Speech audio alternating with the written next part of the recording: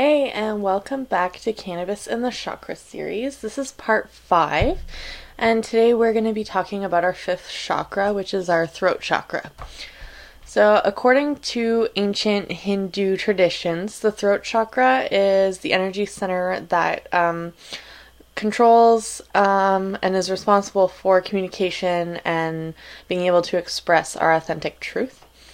So if you struggle with anything like fear of expressing yourself or shyness, social anxiety, dishonesty, stubbornness, you're not very trusting of other people, you lack creativity, and you're either going to be verbally aggressive or have a hard time expressing yourself depending on which end of the spectrum you fall on, if your throat chakra is excessively charged or deficient.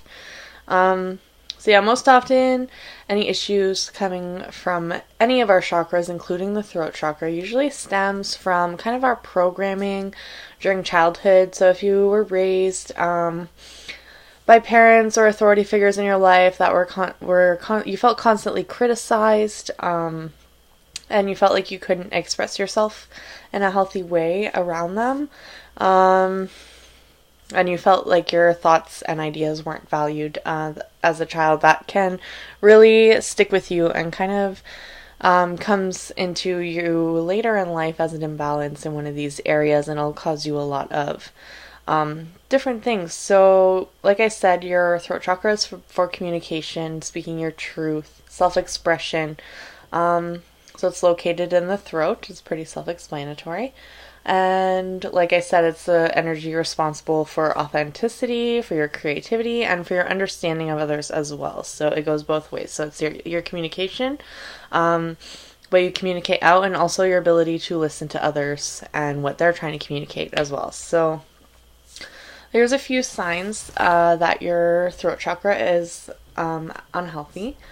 And that could be difficulty expressing your emotions in a healthy way, struggling to verbalize your thoughts, you're nervous when sharing your opinion, that's usually a sign of a more deficient throat chakra. And on the other end, or you're going to be aggressively pushing your opinions onto other people, so that's an excessive imbalance in your throat chakra. So you'll also experience a lot of miscommunication in your relationships. If you notice different relationships that you have in your life and you're constantly misunderstanding each other, that is definitely a sign as well.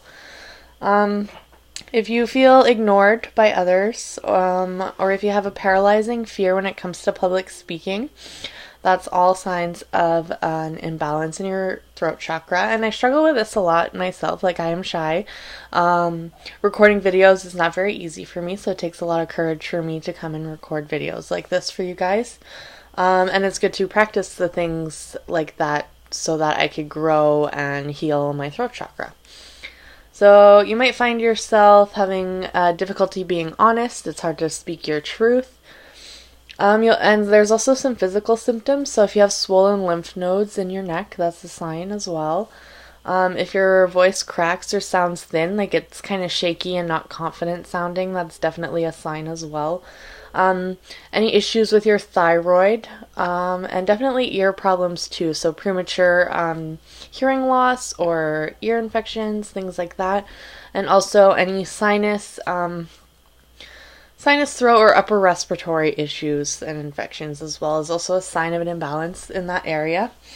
So like always, like I mentioned, it can be either deficient or excessive.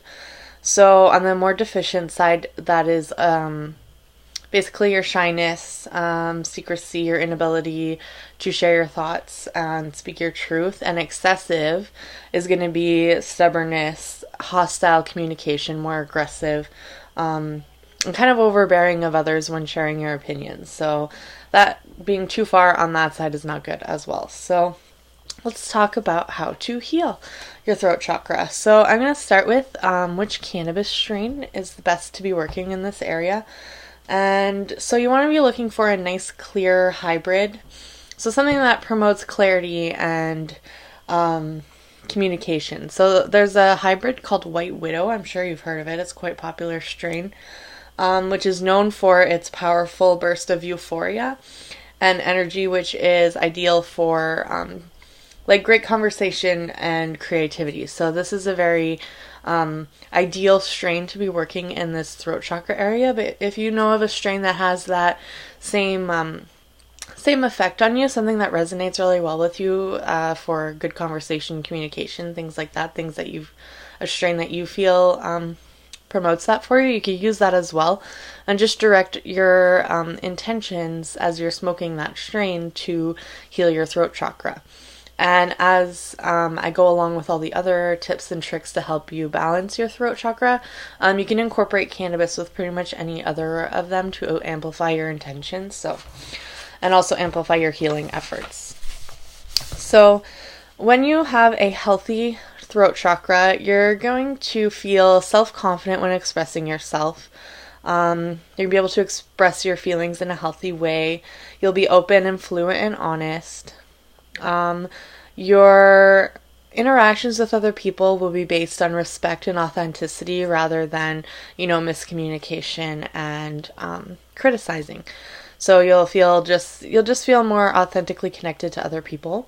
You'll feel free to share your truth, and you will experience more clarity, trust, joy, and freedom of being able to communicate with others and with confidence. So here's a couple things that you could do. I don't have any crystals that go along with the throat chakra as well, but today I'm going to show you guys my throat chakra singing bowl. So it's just this little bowl with the throat chakra symbol. It's also got this little pad that it sits on. So obviously sound healing is good for all of the chakras. So anything like singing bowls, gongs, or tuning forks, these all influence us on a cellular level because of the vibrations from the sound. So it actually, goes in and will break up some negative stagnant energy that's going on in your throat chakra if that's the one you're using. So I'll just give you guys a little taste of what it sounds like. I absolutely love playing with this. It's beautiful. It's brass around the edges. It's just stunning. So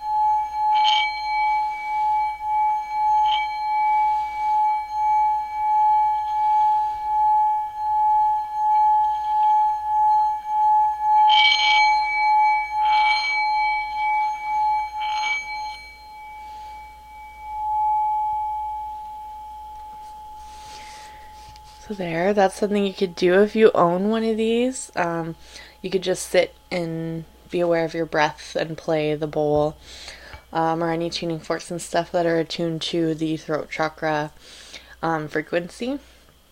The second thing you could do to also help heal your throat chakra, and I highly recommend journaling while under the influence of cannabis, because I always find things just kind of flow easier and they just come out, and honestly sometimes the things that come out actually surprise myself and it brings a new awareness to what's really going on. So you want to journal your thoughts, and this is specifically for a deficient root chakra, so if you're shy and struggle with communicating. Expressing yourself, either typing on your computer or sitting down with a pen and your journal, and just kind of letting things flow right out of you and express your feelings and your thoughts and your ideas. And it's just a good exercise to practice that as often as you possibly can, to just kind of give yourself somewhere to channel that energy into, and it's good practice for when you're speaking your truth. There's also conscious breathing exercise you could do. So it's called stomach breathing. So what you want to do, you want to just kind of take a deep breath in through your nose and feel it going into your stomach and expanding your stomach. And just hold it there for a minute and then release it. So